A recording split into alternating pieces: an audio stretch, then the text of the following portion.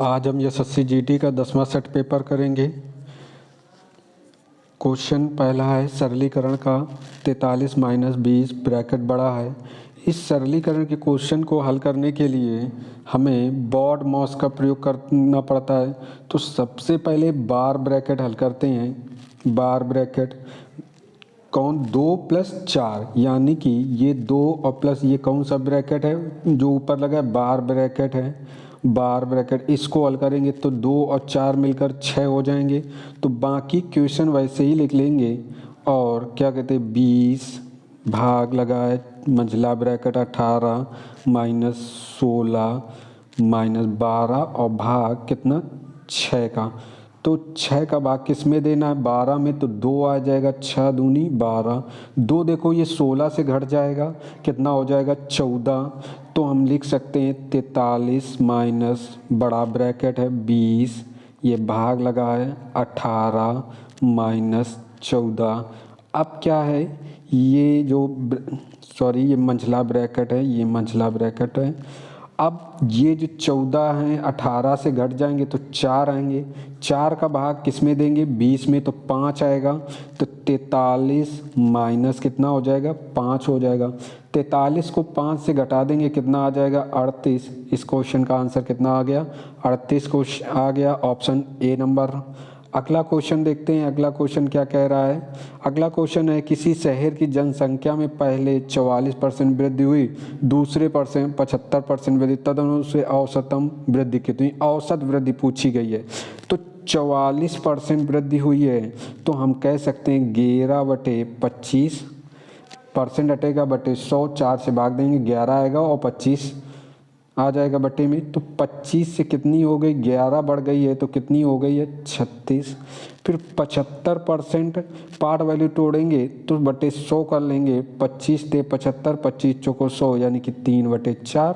तो कितने 4 से 3 बढ़ गई तो कितना हो जाएगी 4 से 3 बढ़ जाएगी 7 हो जाएगी। अब इसी को हल करेंगे, ये 4 से 36 कट जाएगा कितना 9। तो 9 का 7 में मल्टीपल होगा 63, 25 का 1 में होगा कितना 25 से कम 25। देखते हैं कितना वृद्धि हुई है, कितना वृद्धि हुई है। 63 को घटा लेंगे किससे 25 से तो कितना जाएगा 8, ये जाएगा कितना 3। 38 की वृद्धि हुई है। 38 की वृद्धि हुई है किस पर 25 पर परसेंट बनाएंगे कितना 25 चौको 100 कट जाएगा। तो वृद्धि हुई है 38 इंटू कितना 4% की। ये वृद्धि है, टोटल वृद्धि है। क्या है टोटल वृद्धि, मल्टीपल कर लेंगे अगर यही आंसर पूछा होता। लेकिन औसत दर पूछी गई है, कितना औसत पूछी गई। तो 2 बार वृद्धि हुई है किसमें 38 इंटू 4 में कितने 2 बार वृद्धि हुई है। तो 2 से भाग देंगे कितना 2, 38 का 2 में मल्टीपल कर लेंगे कितना आ जाएगा 8 दूनी 16 और 3 दूनी 6 1 76। कितने परसेंट औसतम वृद्धि आ जाएगी 76%। ऑप्शन कौन सा सही हो जाएगा, डी नंबर ऑप्शन सही हो जाएगा। अगला क्वेश्चन इसी टाइप से देखते हैं। इस क्वेश्चन को एक बार समझ सकते हैं कि औसतम वृद्धि दर पूछी तो औसत निकालेंगे तो पद ये योग टोटल योग में वृद्धि निकली थी 38 इंटू 4, 4 का गुणा कर लेते तो टोटल वृद्धि कितने परसेंट हुई है बता देता जितना आता। लेकिन औसत पूछा गया है तो औसत में पदों का योग बटे पदों की संख्या होता है। तो पदों को 2 बार वृद्धि हुई है, इस वजह से 2 से हमने भाग दिया है। अगला क्वेश्चन ये कह रहा है कि दूध और पानी के मिश्रण में 19% दूध है। दूध कितने परसेंट है, दूध कितने परसेंट 19% है। और क्या उस यदि मिश्रण में दूध की मात्रा 437 मिलीलीटर है तो मिश्रण कितने कुल लीटर होगा। मिश्रण टोटल 100 लीटर होता है, 100% होता है, 100 लीटर नहीं 100%। 19% दूध है, 19% परसेंट में 19 है, वास्तविक में कितना है 437%। 1% बराबर कितना आ जाएगा 1% बराबर 19 दूना 38 होता है, 19 × 57, 19 से ये कट जाएगा 437। तो 1% बराबर 23। टोटल मिश्रण कितने परसेंट होता है 100% होता है। 100 का मल्टीपल कर लेंगे कितना आ जाएगा 2300। ऑप्शन कौन सा सही हो जाएगा, ए नंबर ऑप्शन सही हो जाएगा। अगला क्वेश्चन देखते हैं। अगला क्वेश्चन क्या कह रहा है, दो संख्याओं का अनुपात 6 अनुपात कितना है 11 है। ये अनुपात से क्वेश्चन है और उनका अंतर 65 दिया है। दोनों संख्याओं में सबसे छोटी संख्या, तो अनुपात समानुपात पढ़ाया तो उसमें बताया जो अनुपात छोटा है वही संख्या छोटी होती है। अंतर अगर दिया है तो अंतर लेंगे। 6 और 11 में अंतर कितना है 5 रेशियो का है, तो 5 रेशियो बराबर कितना 65, तो 1 रेशियो बराबर 5 का भाग देंगे 65 में, कितना आ जाएगा 13। अब 6 रेशियो बराबर पूछा गया तो 6 का मल्टीपल कर लें किस में 13 में, 13 कितना होता है 78 होता है। यानी कि छोटी संख्या कौन सी हो जाएगी, ये कौन सी संख्या होगी छोटी संख्या।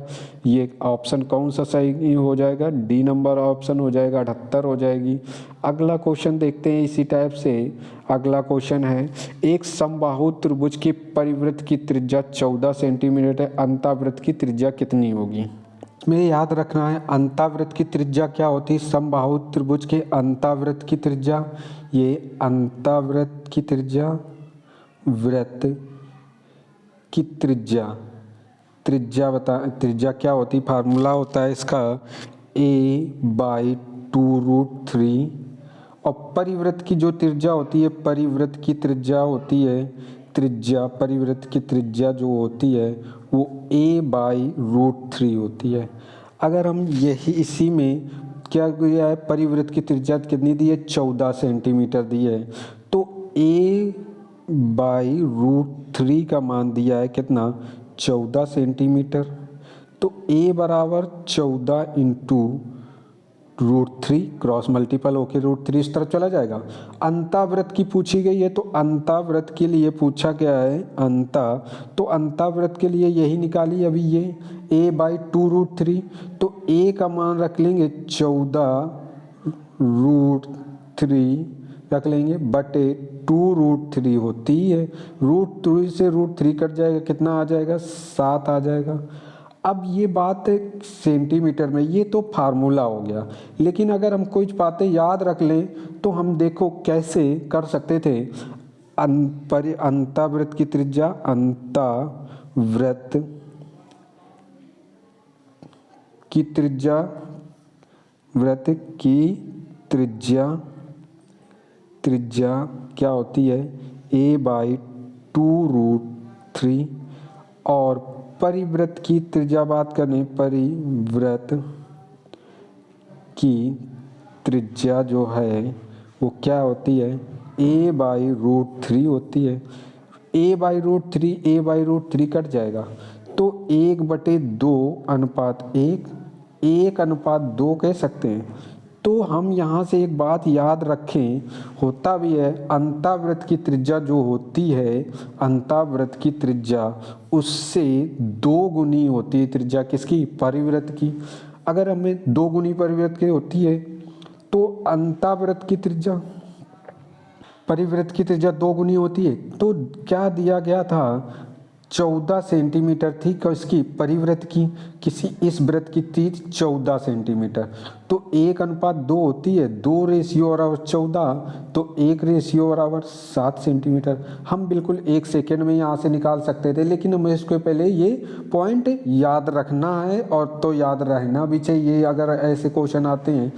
अगला क्वेश्चन देखते हैं। अगला क्वेश्चन क्या कह रहा है, 15 अधिकारियों का कितना 525 था, और शेष अधिकारी कर्मचारी जो हैं, कर्मचारी उनका कितने हैं ये नहीं पता, लेकिन 85 है औसत, सभी का कितना है 95। तो एलिगेशन मेथड लगाएंगे, इस 85 का 95 से अंतर लेंगे तो कितना आएगा 10, इस तरफ लिखेंगे। 525 का 95 से अंतर लेंगे तो आ जाएगा कितना 0 रहेगा, 9 3 रहेगा, और ये 4 कितना आ जाएगा 430। अनुपात के 0 से ये 0 काट लेंगे, आ जाएगा 1 अनुपात कितना 43। 1 रेशियो बराबर अधिकारी देखो दिए हैं कितने 15, तो 1 रेशियो बराबर कितना दिया है 1 रेशियो बराबर 15, तो 43 रेशियो बराबर कितना आ जाएगा 43 का 15 में मल्टीपल करेंगे 645 आ जाएगा। लेकिन ये कौन है कर्मचारी हैं, टोटल पूछे गए हैं तो अधिकारी भी हैं, कितने अधिकारी हैं, 15 और अधिकारी हैं। टोटल कितना हो जाएगा, 660 कर्मचारी हो जाएंगे, कर्मचारी और अधिकारी दोनों मिलके टोटल कर्मचारियों की संख्या कितनी, 660। ऑप्शन कौन सा हो जाएगा, बी नंबर। ये एलिगेशन मेथड लगाया गया है। अगला क्वेश्चन देखते हैं, अगला क्वेश्चन क्या कह रहा है। अगला क्वेश्चन है, एक 200 ग्राम के मिश्र धातु में तांबा और जस्ता जो है 2:3 के अनुपात में है। 3:2 करने के लिए, 3:2 बनाने के लिए तांबे को मिलाया गया है। किसको मिलाया है, तांबे को कितनी मात्रा मिलाई जाए।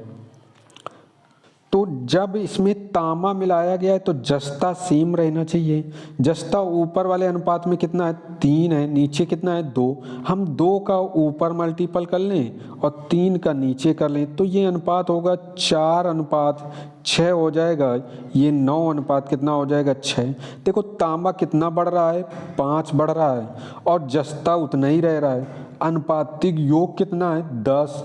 10 रेशियो बराबर 200, 1 रेशियो बराबर कितना, 20। कितना बढ़ाया गया है, 5 रेशियो। ये 5 रेशियो निकाला था हमने, 5 का मल्टीपल, 20 पंचे कितना होगा, 100। यानी कि तांबा की कितने ग्राम मात्रा मिलाई जाए, 100 ग्राम मात्रा मिलाई जाए। ऑप्शन कौन सा हो जाएगा, ए नंबर ऑप्शन हो जाएगा। अगला क्वेश्चन देखते हैं, अगला क्वेश्चन क्या कह रहा है। पी का वह न्यूनतम मान ज्ञात कीजिए ताकि 246 पी 48 कितना, 246 पी 48 8 से विभाजित हो जाए, और वो भी कौन सा, न्यूनतम मान। अच्छा, 8 के विभाजता का नियम, जो विभाजता का नियम होता है, का नियम क्या होता है, का नियम जो होता है, नियम अंतिम 3 अंक 8 से विभाजित होने चाहिए। कितने अंक, अंतिम 3 अंक। अंतिम 3 अंक मतलब कौन से अंतिम 3, पी और 48, ये 8 से विभाजित होने चाहिए। किससे विभाजित होने चाहिए, 8 से। 8 से देखो 48 कट रहा है, कितना, 8 छंग 48। तो क्या 48 कट रहा है, अगर यहाँ 0 हो तो ये नहीं कट जाएगा, कट जाएगा। पी का मान 0 हो तो जरूर कट जाएगा।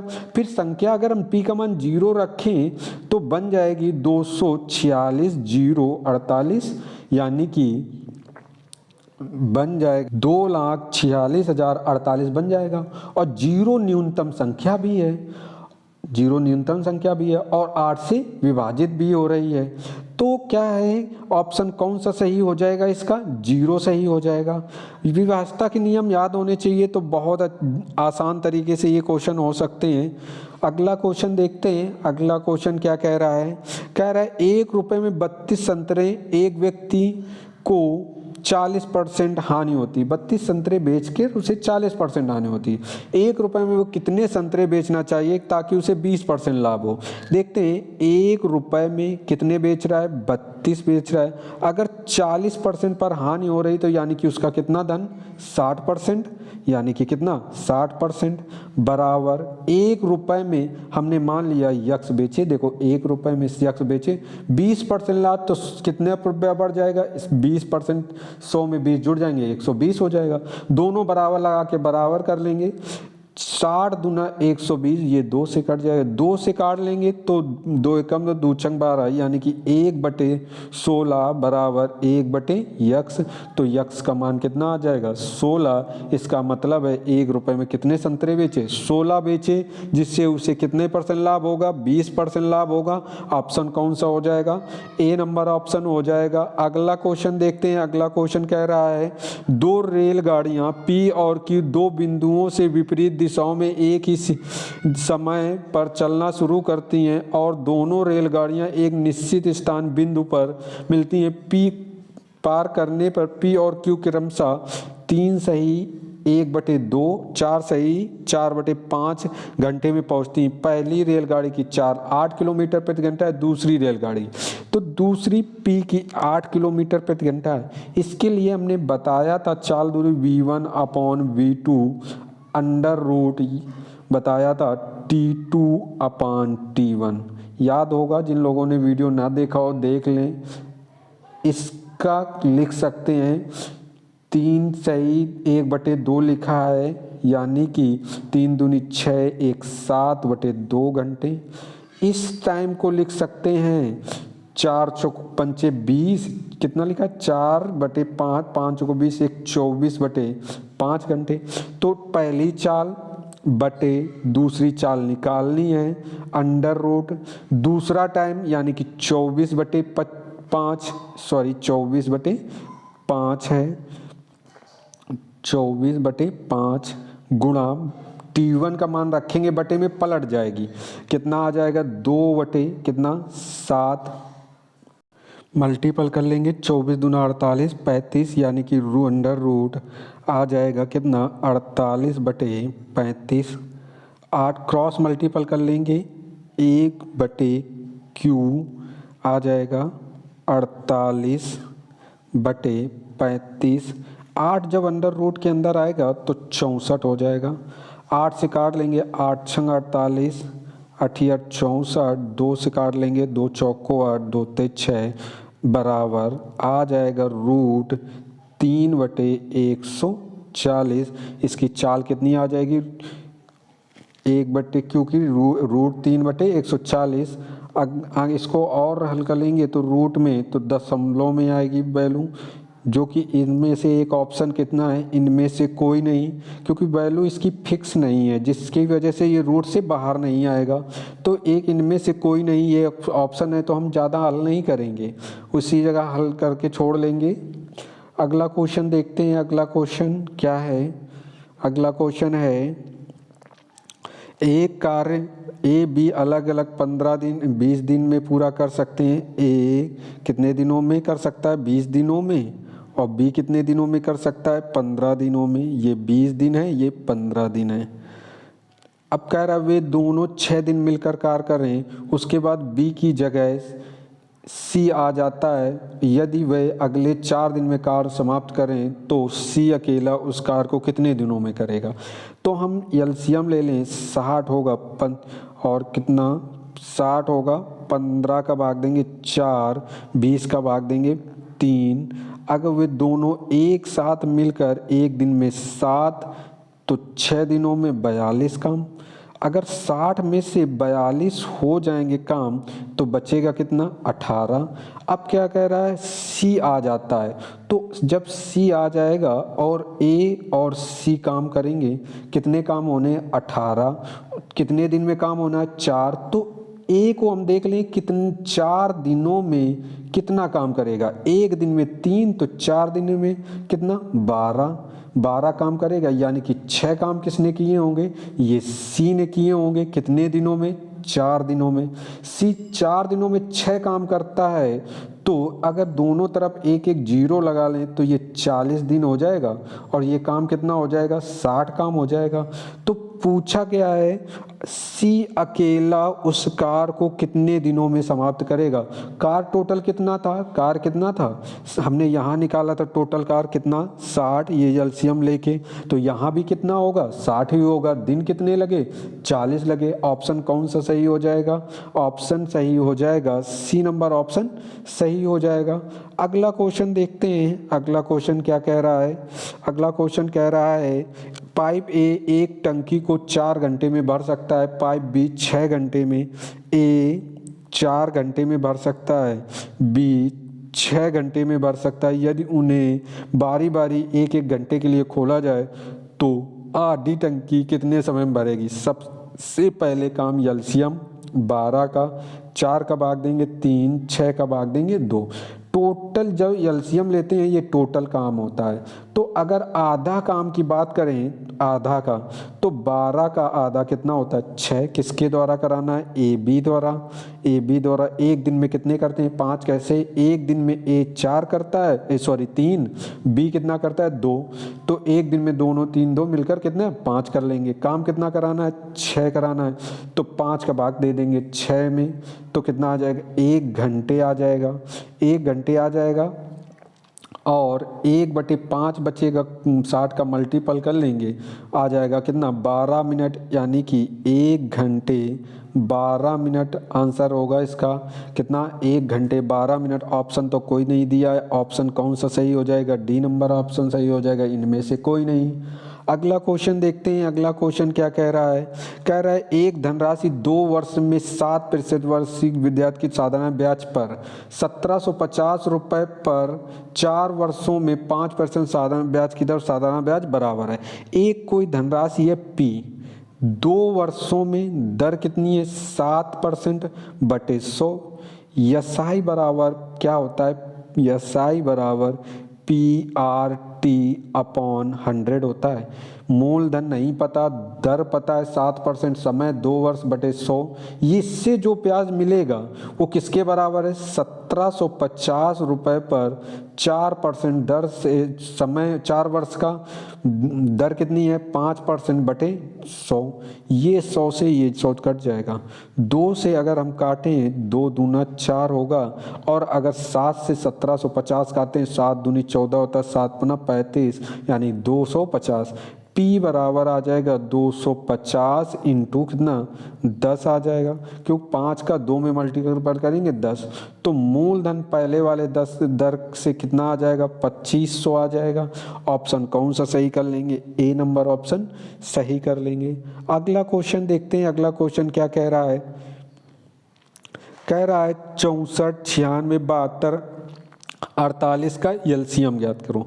तो देखो 64, 96 और 72 और 48 का एलसीएम, एक तरीका ये इस तरह से बना के, सबने दिया होगा बचपन में 2 3 4 का 6 7 8 में 2 का भाग दिया, 2 3 6, 2 दूना 4, 2 चौकुआ 2 अट्ठे 16, 2 से काटेंगे 72 को, 2 3 6, 2 छंग 12, फिर अब 48 में देंगे 2 दूना 4, 2 चौकू 8।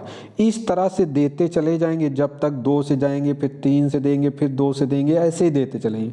एक और तरीका है, हम अगर समझ सकते हैं, अगर थोड़ा सा पहाड़े वगैरह याद है तो बहुत आसान तरीके से हो जाएगा। 72 है और कितना है? 48 है। अब हमें क्या करना है? 64, 96, 72, 48 में गुणनखंड देखें किसके पास कौन से गुणन हैं। जैसे एग्जाम्पल के लिए हम थोड़ा सा समझ लेते हैं, जैसे कि 12 का अगर हम समझ लें तो 12 के पास क्या है? 4 है और 3 है, तो ये 2 अलग अलग गुणनखंड हो गए। अब देखो 4 में 2 2 हैं, लेकिन इसके बाद और कोई नहीं है। इसी तरह से अगर हम बात कर लें, किसकी बात कर लें? 18 की बात कर लें, तो 18 की बात करें तो 9 दूनी 18, तो यहाँ 3 है और यहाँ 2 3 है, सॉरी, और 1 2 है। अगर हम 64 की बात करें तो सारी वैल्यू 2 2 की है। 2 दूना 4, दूनी 8, दूनी 16, दूनी 32, दूना 64। देखो 3 दूनी 6, 6 2 हैं, तो अधिकतम कितने इसमें है? 6 2 हैं, और कोई वैल्यू नहीं, तो हम 64 अकेले लिख सकते हैं। इसी तरीके से हम ज्ञात करेंगे इसमें, जैसे कि क्या है? 64, देखो 64 मिल गया है, इसके पास कितने? 6 हैं, सॉरी 2 हैं, 6 2 हैं, तो हम इसको ऐसे ही रखेंगे। अब 96 को तोड़ेंगे, जिसमें 2 का गुणनखंड, 3 के गुणनखंड और 3 से बड़े जो भी होंगे सब अलग हो जाएं। 32 तिरका 96 होता है। 32 हमने क्यों तोड़ा? क्योंकि 32 दूना 64 होता है, 32 में सारे 2 होते हैं और कुछ नहीं होता, 2 के अलावा इसमें 32 में कुछ भी नहीं होगा। 72 को तोड़ें, 9 अट्ठे 72, 8 में 3 2 होते हैं और 9 में 2 3 होते हैं, और कोई गुणनखंड नहीं। 48 को तोड़ें तो 16 3 48। तो अब हम देखें अधिकतम 2 किसके पास है? 64 के पास, इसको ले लिया। अब इसके पास दूसरा गुणनखंड 2 जो 64 के पास है, 32 भी आ जाएगा 64 में, 8 भी आ जाएगा 64 में, 16 भी आ जाएगा 64 में, 2 के पावर, क्योंकि 16 के कितने हैं? 2 4 हैं, और 8 के पास 2 3 हैं, और 32 के पास ऐसे ही 5 हैं। तो अब हम क्या लेंगे? दूसरी घात लेंगे, कौन सी? अब 3 9 3 में क्या ले लेंगे? 9 ले लेंगे अधिकतम घात। अब 9 का मल्टीपल कर लेंगे, एलसीएम आ जाएगा कितना? 9 चौक 36 और 9 कितना होता है 36 हो जाएगा, और 9 6 को 54 और 3 कितना होता है 57। एलसीएम कितना आ जाएगा 576 आ जाएगा। ऑप्शन कौन सा सही हो जाएगा? बी नंबर ऑप्शन सही हो जाएगा। हम फिर से समझ सकते हैं छोटे से क्वेश्चन में, अगर हम समझना चाहें, जैसे 12 और 18 का एलसीएम चाहिए हमें, जी इनका किसका एलसीएम 12 और 18 का, तो हम 12 को तोड़ेंगे 4 3 12 और 9 दूनी 18। अब देखो अधिकतम घात लेनी, 3 की अधिकतम घात 9 है, 9 ले लिया। 2 की अधिकतम घात क्या है 4, 9 चौक 36, एलसीएम कितना होगा 36। इसी तरह से उस क्वेश्चन में भी यही बात कही है हमने। अगला क्वेश्चन देखते हैं, अगला क्वेश्चन क्या कह रहा है। पाई चार्ट सॉरी बीजगणितीय चार्ट है ये, क्या है इसमें देखना है। पाली एग्जाम की है, एग्जाम की तालिका छात्रों के बारे में जानकारी दी गई है। 5 पालियों में, 3 अलग अलग पालियों में है, 5 दिन हुआ है और अलग अलग 3 पालियों में हुआ है, शामिल हुए। आंकड़े ध्यानपूर्वक पढ़ने हैं, पढ़ लिया हमने। दिन क्वेश्चन क्या पूछा गया है, दिन 2। अगर दिन दूसरा दिन है, दूसरा दिन कौन है ये, दूसरे दिन पाली 1 और पाली 2 में उपस्थित होने वाले छात्रों की कुल संख्या, दिन पहला दिन जो है, दिन तीसरे दिन पहले दिन पहला दिन तीसरे की पाली 3 में उपस्थित होने वाले छात्रों की कुल संख्या क्या प्रतिशत क्या होगा अधिकतम। दिन कौन सा दूसरे दिन, दिन कौन सा दूसरा, और पाली कौन सी पहली दूसरी। पहली पाली 900, दूसरी पाली कितनी 900, तो कितना हो जाएगा 9 दूनी कितना 1800 हो जाएगा। अब बोला गया दिन प्रथम और दिन तीसरा, दिन जो है पहला और दिन तीसरा दोनों दिन देखते हैं क्या है, दोनों दिन और कौन सी पाली है तीसरी पाली। तीसरी पाली में पहले दिन 750, तीसरी पाली में 900, यानी कि टोटल इन दोनों को जोड़ेंगे कितना 1600 कितना 50 है। कितना अधिक है, अधिक या कम है, क्या बोला गया कुल संख्या में कितने प्रतिशत अधिक है। इससे अधिक है कितना 150 अधिक है, 150 अधिक है भाई किससे 1650 से। परसेंट बनाएंगे 100 का गुणा कर लेंगे, सॉल्व कर लेंगे, 0 से 0 कट जाएगा, ये कट जाएगा 165 33 आएगा 5 से, और ये कट जाएगा 5 3 15 300, यानी कि आएगा 300/33 भाग देंगे आ जाएगा 9.09%। ऑप्शन कौन सा सही हो जाएगा, बी नंबर ऑप्शन सही हो जाएगा। अगला क्वेश्चन देखते हैं, अगला क्वेश्चन क्या कह रहा है, कह रहा है यदि दिन 4 की पाली दूसरी में उपस्थित होने वाले 40% छात्र लड़कियां हैं, तो दिन 4 की पाली 2 में उपस्थित होने वाले लड़कों की संख्या दिन 5 में की समान पाली में उपस्थित होने वाले छात्रों की संख्या कितनी कम है। दिन कौन सा बताया गया था चौथा, 4 पाली कौन सी है दूसरी पाली है, दिन चौथा दूसरी पाली में टोटल छात्र कितने हैं 525, लड़कियां कितनी हैं 40%, लेकिन हमें लड़कों को चाहिए, लड़कों को तो लड़के निकालें तो कितना 60% बटे 100 कर लें, 60 का 20 × 60 20 × 5 100, 125 5 का भाग देंगे किसमें 525 में इंटू 3, सॉरी 125 नहीं होएगा 5 0 55 25 501 आएगा, सॉरी 105 गुणा 3, ये 5 से कट के आया है कितना 525, यानी कि कितना आ जाएगा 315। फिर बोला गया दिन 5 समान पाली, दिन 5 समान पाली कौन सी समान पाली दूसरी पाली, दिन 5 समान पाली कौन सी दूसरी पाली, कितने छात्र हैं 400, कहा गया उपस्थित होने वाले छात्रों से कितना कम है, कितना ये 315, ये 400 है, ये कितने कम है 85 कम है, सिर्फ 85 कम है और परसेंट में नहीं पूछा था, 85 आ जाएगा। ऑप्शन कौन सा सी नंबर ऑप्शन आ जाएगा। अगला क्वेश्चन देखते हैं, अगला क्वेश्चन का है सभी 5 दिनों में पाली 3 में उपस्थित होने वाले छात्रों की औसत संख्या 5 दिनों में पाली कौन सी? तीसरी पाली के ये सारे छात्र हैं। जोड़ लेते हैं हम इनको, कितना हो जाएगा? कितना? 750, 1050 और कितना है? 900 है और 600 है और कितना है? 800 है। अगर हम जोड़ें ये 10 हो जाएगा, 0 रहेगा 10, 17, 3 20, 23 और 8 31, ये 1 रहेगा और 1 और ये 4, कितना? 4 आ जाएगा। टोटल कितने? 4100 हैं और 4100 में पाली कितनी है? 5 हैं। औसत निकालना था हमें, क्या? औसत। तो पदों का योग 4100 और संख्या कितनी है? 5 से भाग दे देंगे तो कितना आ जाएगा? परवट 40, 5 दूनी 10, कितना? 820। ऑप्शन कौन सा सही हो जाएगा? बी नंबर ऑप्शन सही हो जाएगा। B number. नेक्स्ट क्वेश्चन है, क्या दिन 4 पाली 2 में उपस्थित होने वाले छात्रों की संख्या? दिन 4 ये है और पाली कौन सी है? दूसरी में उपस्थित हो रहे हैं कितने? 525।